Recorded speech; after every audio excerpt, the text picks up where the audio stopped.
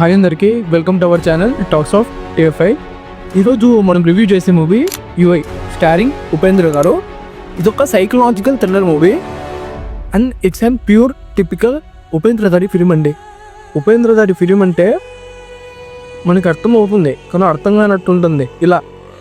అందుకే it's a pure typical Upendra గారి film. ఇక మనం ఫస్ట్ హాఫ్ గురించి డిస్కస్ చేసుకుంటే మనకి మూవీ టైటిల్ కార్డ్స్ నుండే చాలా డిఫరెంట్ నోట్తో స్టార్ట్ అవుతుంది అనమాట.